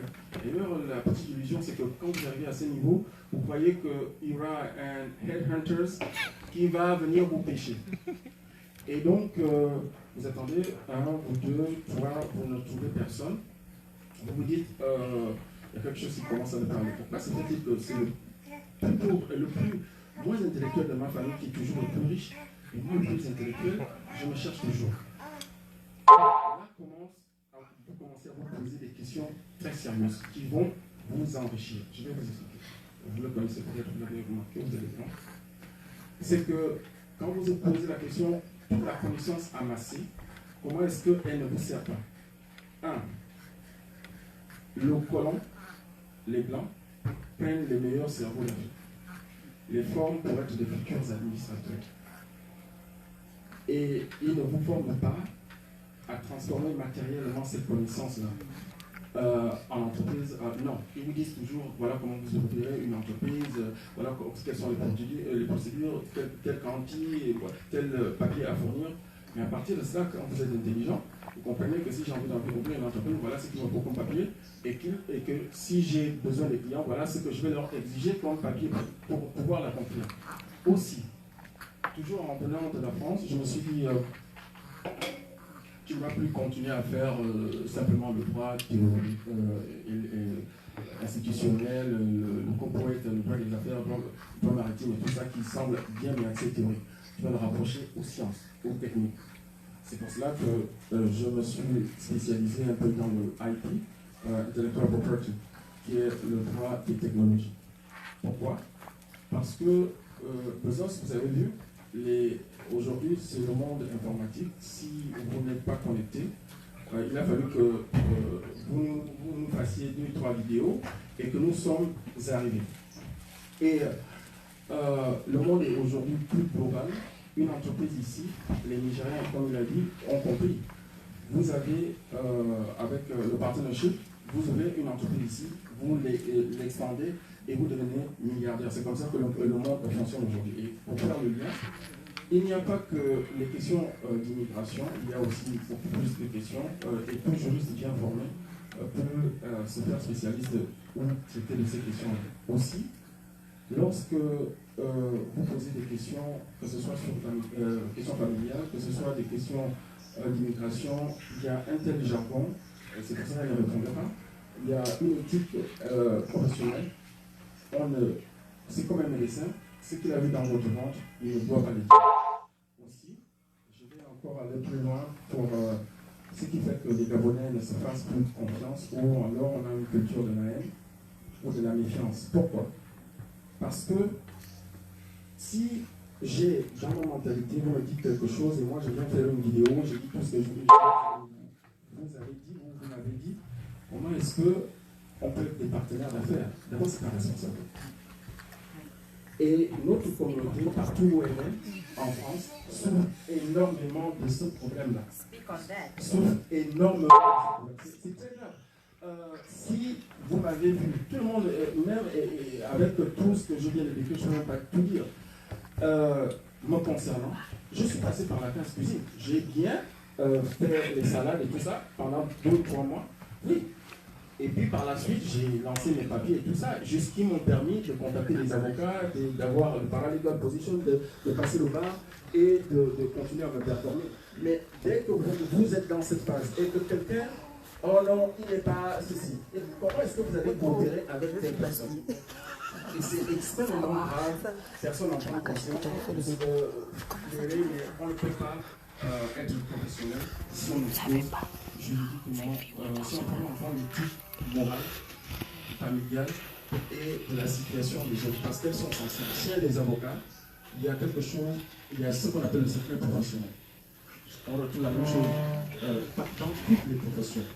C'est pour cela que je n'encourage pas les gens à étaler leur situation personnelle dans une telle assemblée ou n'importe où, parce que ce sont des choses, si vous avez voulu donner le contact, voilà telle personne. Si vous voulez aider quelqu'un, dites-lui, je connais peut-être une telle professionnelle, je connais peut-être telle personne, il peut mieux te guider, te diriger, mais ne lui demandez pas des informations sensibles. Et vous allez remarquer, la plupart ça ne dépend pas seulement les Gabonais, quand vous parlez 2-3 minutes avec lui, je fais ceci, vous êtes arrivé ici depuis combien d'années?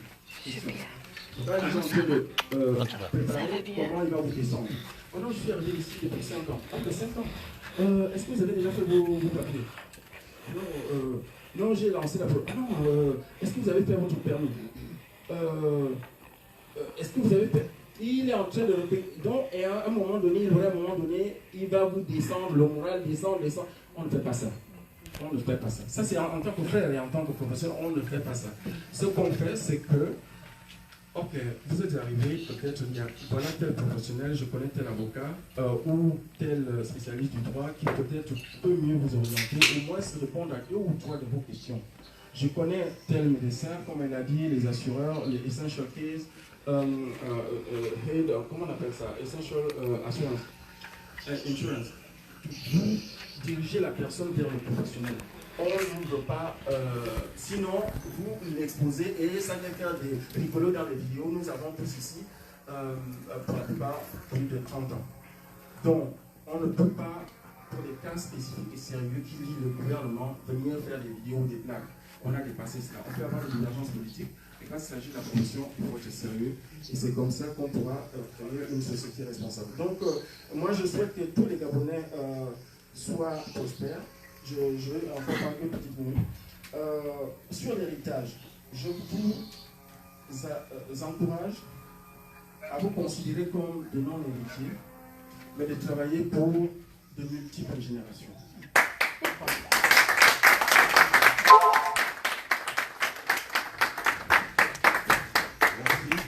Merci encore pour l'intervention.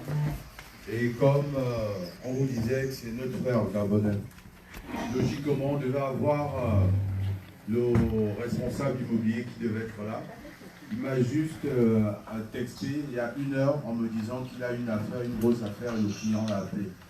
Donc il ne pourra plus être là, présent pour nous expliquer comment du côté de l'immobilier se passe, pourquoi on va avoir un appartement ou un building ou acheter quelque chose ici. Bon, ceci étant ainsi, parce que là il est 8 heures et nous n'avons plus assez de temps. On ira en Il s'est connecté en fait. Ok, ben, on va donner la parole à Orphée. Orphée, c'est un frère gabonais. Il est banquier. Il va nous expliquer comment ça se passe pour ouvrir des comptes et des bénéfices, comment tout se passe au niveau de la banque. Donc, je vous repasse Judith qui va nous connecter à notre frère Orphée. Bonsoir tout le monde. Bonsoir, petit. Vous m'entendez? Oui, parle. Oui, on t'entend très bien.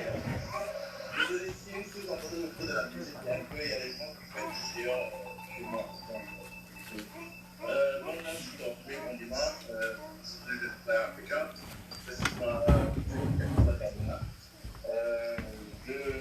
J'ai vécu à New York pendant longtemps, je me suis organisé ici du côté du Maryland. Je suis un peu proche de d'ici, en fait. Comme le banc Radiel l'a si bien dit, je suis un banquier. J'ai commencé ma petite carrière de banquier à Citibank d'abord. Et maintenant, je suis avec JP Morgan Chase. Et je voulais un peu amener ma petite contribution sur l'expertise et ce que j'ai pu découvrir pendant tout ce moment que je travaille en tant que banquier. L'une des choses que j'ai remarqué en tant que banquier, surtout pour nos frères africains, ou bien nos frères surtout qui ont un peu de problèmes avec les papiers et tout ça, ils ont toujours ce doute-là quand il s'agit d'ouvrir un compte. Ce que beaucoup ignorent, c'est qu'en effet, même si vous n'avez pas les papiers, vous pouvez ouvrir un compte. Seulement que les banques, en effet, demandent certains documents qui vous permettent d'ouvrir le compte. C'est même encore plus facile pour les étudiants qui ont le F1, le statut de F1. C'est encore plus facile. Tout ce que vous devez amener, par exemple, pour ouvrir ce compte, c'est votre passeport et une preuve de résidence. Que ce soit, par exemple, un bill, ou bien, par exemple, un cable bill, ou bien un bill de téléphone, ou bien, même bien le liste de vos appartements. Je voulais aussi souligner un point. Beaucoup d'entre nous, et puis moi, avant que j'ai commencé à travailler à la banque, je ne savais pas vraiment les bénéfices qu'il y avait quand il s'agit d'avoir un compte. Pour moi, c'était juste, on me paye, ça tombe dans mon compte chaque 2 semaines. Et je ne prêtais vraiment pas attention à certaines promotions que la banque nous donne. Mais en effet, c'est très important de prêter attention à cette chose-là. Parce que c'est comme ça que les gens se font de l'argent, en fait. Beaucoup d'entre nous avons des comptes à la banque. Je dois vous dire, par exemple, ils ont une promotion. Par exemple, vous pouvez ouvrir un CD, un certificate of deposit.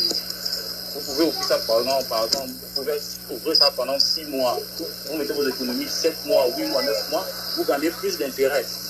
Alors de laisser ça seulement s'asseoir comme ça dans un compte. Let me check. Can you repeat, sir? Hello?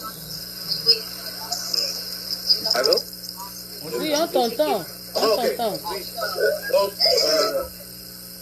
alors de souvent déposer votre argent sans que ça gagne d'intérêt, interest, des fois c'est probable que si vous avez par exemple $10 assis quelque part, vous pouvez ouvrir un CD. Vous allez vous retrouver peut-être avec vous, après 9 mois, vous allez vous retrouver par exemple avec $12,000 ou $13,000, dépendant de l'intérêt. C'est comme ça que les Blancs font pour avoir de l'argent. Pour les Chinois, les Asiatiques font. Tout ce monde-là, les Juifs, surtout les Juifs. Orphée, s'il te plaît, est-ce que tu peux répéter cette partie-là? Moi, je n'ai pas bien entendu. Je voulais dire que c'est comme ça que d'autres nationalités, par exemple... Non, la partie où tu as dit qu'il faut ouvrir un compte, un CD. Qu'est-ce qu'un CD? Est-ce que tu peux expliquer? Un CD is a certificate of deposit. Non, en français. Un certificat de dépôt, en effet. Okay. C'est par exemple, si par exemple, tu as $10,000, je prends l'exemple. Tu as par exemple déposé ton argent, tu as $10,000 et tu veux que ça donne plus d'intérêt. Okay. Tu viens voir le banquier, tu veux que j'ai un peu d'argent, mais je ne sais pas quoi faire, je veux que ça donne un peu d'intérêt. Le banquier va te dire, ok, j'ai cette promotion, à la banque sur un certificat de départ certificat de dépôt. Il va te dire que tu déposes ça, par exemple, tu ça, tu donnes les 10 000, tu laisses ça s'asseoir, cet argent s'asseoir pendant 7 mois par exemple, ou 9 mois.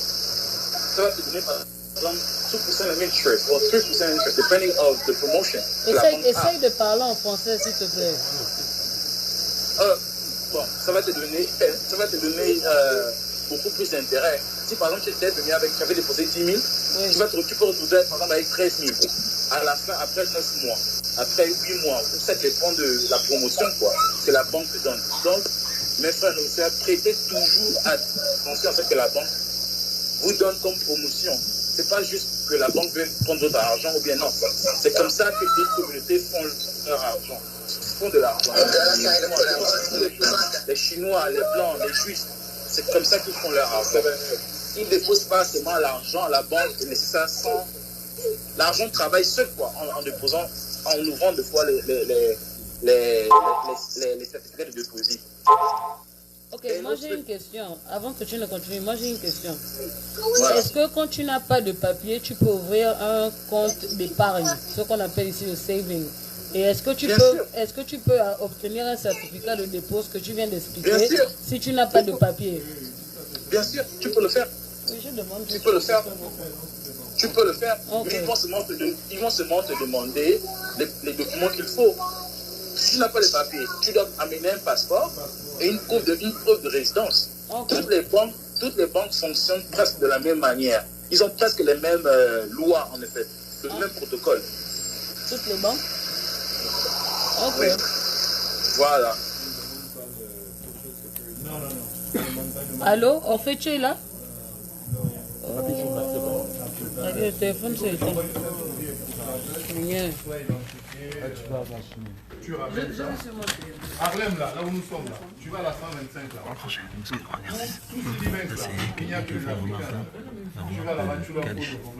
Allons à l'essentiel. Comment solidifier les liens gabonais? La communauté gabonaise. On va tourner sur ça. Vers là où tu travailles, là. Tout le monde va répondre. Ouais. Mais je voudrais aussi que toi, comme tu es bien lancé dans ça, parce qu'en fait tu vas jouer comme on est déjà trop visible. Alors en fait tu es là où tu avais perdu, hein? Ok, oui, est-ce que tu peux reprendre là où, après la question que j'ai posée, parce que tu parlais, mais on a été coupé.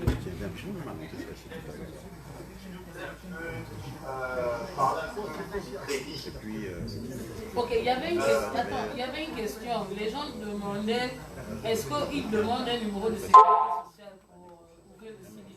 Ce dont tu as parlé. Effectivement, non.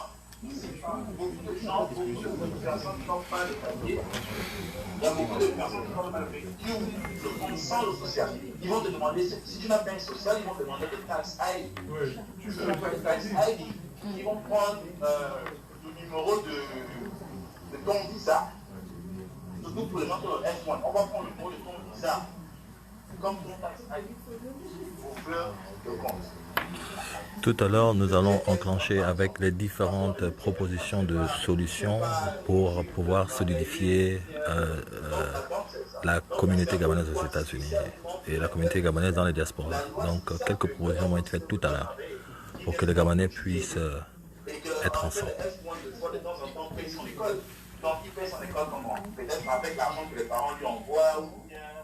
Ce sera la deuxième partie, donc après l'intervention du banquier. Donc, c'est même encore plus facile pour un F1. Parce qu'ils vont tu as seulement ton papier, si tu as fait un autre ID, par exemple, un travel license ou bien tu n'as pas besoin de monter une preuve de résidence, parce qu'ils vont te dire que ta preuve de résidence peut être l'école. Donc là, nous sommes à la partie d'abord information. On a fait une partie où on a parlé d'immigration, on a fait une partie où nous avons parlé de l'assurance, et là nous parlons maintenant de banque. Okay. Et les différents intervenants aujourd'hui sont accessibles par notre plateforme. Donc si vous êtes un Gabonais qui est aux États-Unis, vous contactez soit le mouvement pour un Gabon fort ou Judith, et on vous mettra dans la plateforme, c'est tout. Voilà. Et vous pourrez avoir tout ce genre d'informations. n'y a que les Africains. Parce qu'il t'explique en français, en anglais. Tu vas voir qu'il y a un Burkinabé, il y a tous les gars qui sont là à la 125. Si tu vas à Chinatown, tu verras qu'il n'y a que les Chinois qui sont étudiants. Pour appeler leurs gars. Et ça, il faut que tu remarques ça complètement. C'est aussi de parler de crédit. C'est comme ça que les banques vont développer leur truc. Tu vas chez les Juifs là-bas, tu verras que tous ils vont échapper. S'il vous plaît, s'il vous plaît. C'est très important de prendre soin de ça parce que vous ne pouvez pas vous faire comme si vous devez le compte. Parce que la première chose quand vous allez ouvrir le compte, le banquier va vérifier d'abord votre crédit pour voir votre history avec la quelqu'un a un chargeur, s'il vous plaît. quand il va vérifier ce crédit, le système lui dira si vous devez d'autres banques. Et si vous devez d'autres banques, vous pouvez offrir. Donc si vous devez d'autres banques, essayez de prendre soin de cette dette-là avant de venir ouvrir un compte. Mais aussi, si vous avez par exemple un bon crédit, le bon crédit consiste de deux choses. Comment vous utilisez votre carte de crédit et aussi le montant que vous utilisez. Beaucoup de gens ignorent que il ne suffit pas juste d'avoir une carte de crédit et la payer à temps. C'est aussi comment le montant que vous utilisez. Il faut utiliser seulement 25% de la carte. Si par exemple vous avez une carte de crédit de $500 et vous utilisez par exemple déjà plus de $200, ce n'est pas bon. Ça réduit votre score. Ou si vous utilisez tout le montant, ça réduit votre score. Vous montrez aux créditeurs ou à la banque que vous êtes stressé, que vous ne pouvez pas faire ça. Bien, en effet. Et ça vous affecte. Beaucoup de gens ne le savent pas. Donc, quand vous avez les cartes de crédit, soyez un peu plus prudents. Quand vous avez une carte de crédit, arrive pendant à acheter une maison, pour avoir le mortgage par exemple. On va d'abord regarder toutes ces choses-là. Toutes ces choses-là, c'est impératif. Impératif vraiment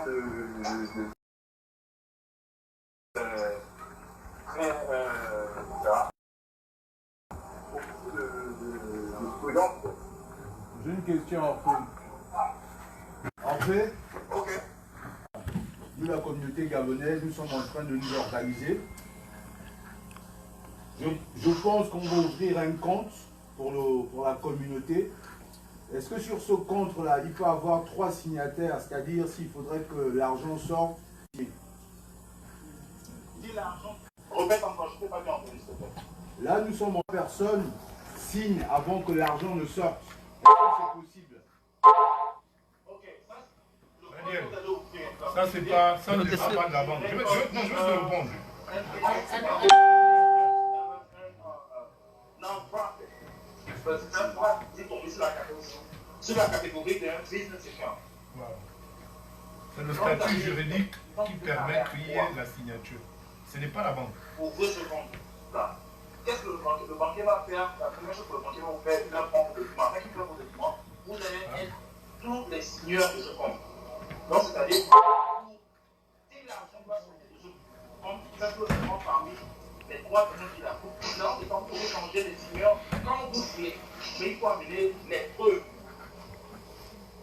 Il faut amener une personne originale qui a été le jour que le compte a été ouvert pour changer les signeurs. Il faut seulement des personnes qui ont le nom de le compte. C'est le statut juridique, c'est le papier qu'Albani te donne. Que tu amènes à la quoi? banque. Ça va. C'est le papier qu'Albani te donne, que tu amènes à la banque. C'est le statut juridique qui permet de désigner la personne, mais sous contrôle de 3 personnes. Contrairement à ce que les gens pensent, en effet, vous n'avez peut-être pas besoin d'un diplôme, ou alors, vous travaillez à la banque.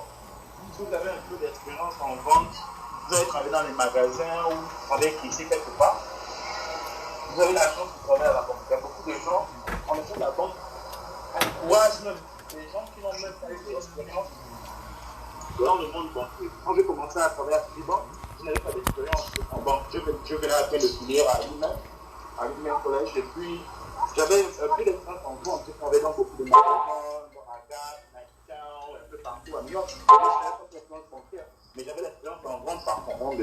J'ai travaillé ici un peu partout. m'a aidé. Donc, pour ceux qui veulent travailler à la banque, vous n'avez pas besoin des diplômes. Il y a même beaucoup de managers. L'un de mes managers n'a même pas un diplôme. Il n'est même pas diplômé. Donc, n'ayez pas peur. Si vous voulez faire à travers la banque. C'est ce que je veux aussi dire. Ok, d'accord. Est-ce qu'il y a des questions pour Orphée? La première question, enfin j'ai une question, c'était par rapport au CD. Au CD?